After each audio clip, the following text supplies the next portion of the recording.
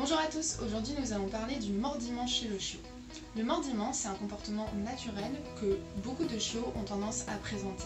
Ça leur permet de découvrir leur environnement, mais aussi de communiquer avec eux. Dans cette vidéo, on va justement essayer de voir comment on peut apprendre notre chiot à communiquer différemment, mais aussi quelle attitude il doit adopter lorsque l'on interagit autour de lui.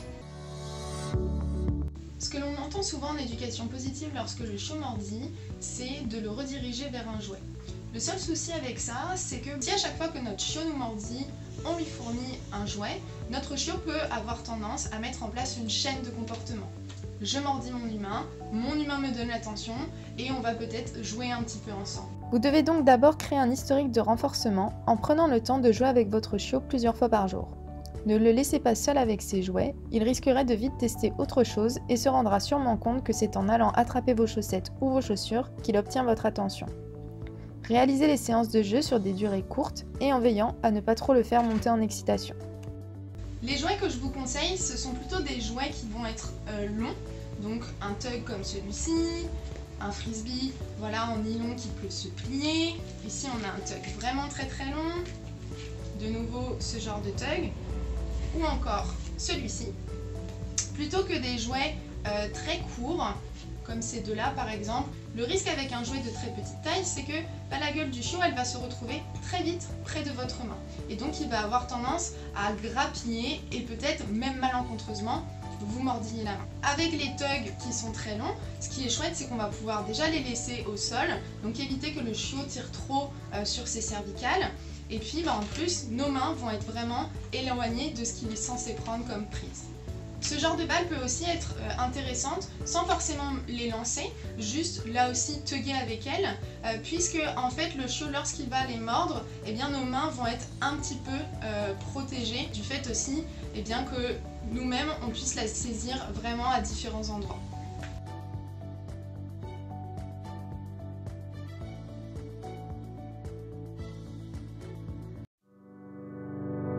Cet apprentissage est doublement bénéfique puisqu'il apprend à la fois votre chiot à être à l'aise lorsque vous le manipulez et donc à ne pas vous mordiller, mais aussi à associer positivement votre toucher, votre contact, ce qui s'avérera être une compétence, ma foi, très utile lorsqu'il sera amené peut-être à rencontrer des personnes qui ne vont pas l'aborder correctement. Touchez le chiot et donnez-lui une friandise en même temps. Si vous avez un chiot qui mordit beaucoup ou qui cherche à s'éloigner de votre main, cela va lui permettre de faire une association positive avec celle-ci.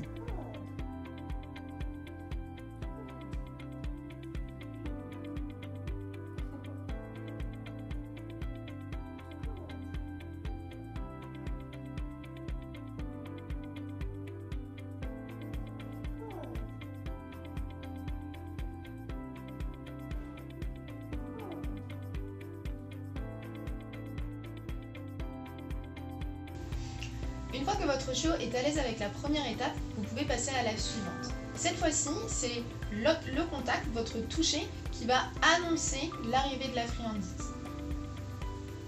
Outre.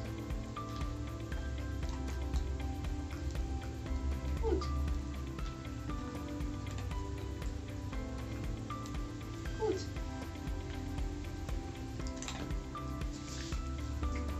Outre. Commencez à caresser votre chien et à augmenter la durée du contact. Si votre chien recule ou n'est pas à l'aise, revenez en arrière en diminuant la durée ou en donnant une friandise en même temps que vous le touchez.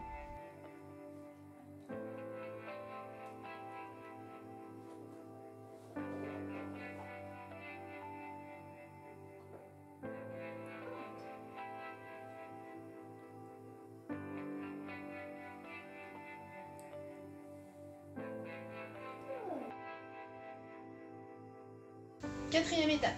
Cette fois-ci, on va chercher à, une fois de plus, augmenter la durée, mais aussi à faire en sorte que le chiot ne se focalise pas sur notre main qui tient les friandises. Parce que le risque, c'est que du coup, le chiot se dise que c'est seulement lorsqu'on tient de la nourriture qu'il doit être calme et se laisser manipuler. Si vous avez appris un signal d'attention ou le prénom à votre chien et qu'il sait bien que c'est qu'il faut vous regarder, ou alors une sorte de tu laisses par défaut, utilisez-le. Donc là, ce que je vais faire, c'est juste que je vais la toucher et dès qu'elle va regarder ou ailleurs ou qu'elle va me proposer un eye contact par défaut, je vais la renforcer. Good.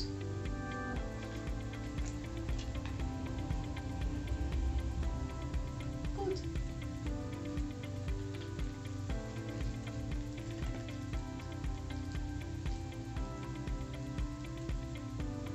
Good. Lorsque le chiot met un peu plus de 3 secondes à nous regarder, n'hésitez pas à peut-être faire un petit bruit au niveau de la bouche ou à attirer son attention d'une certaine manière. Commencez à généraliser l'apprentissage avec une autre personne, en étant debout, en marchant, etc.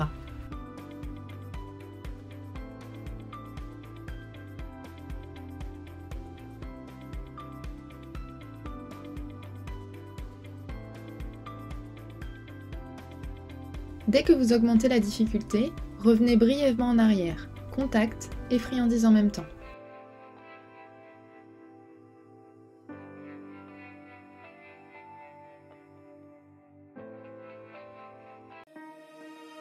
Dès que votre chiot vous mordit, notez-le et précisez ce qui s'est passé juste avant. Est-ce que vous descendiez de l'escalier, mettiez vos chaussures ou le preniez dans vos bras?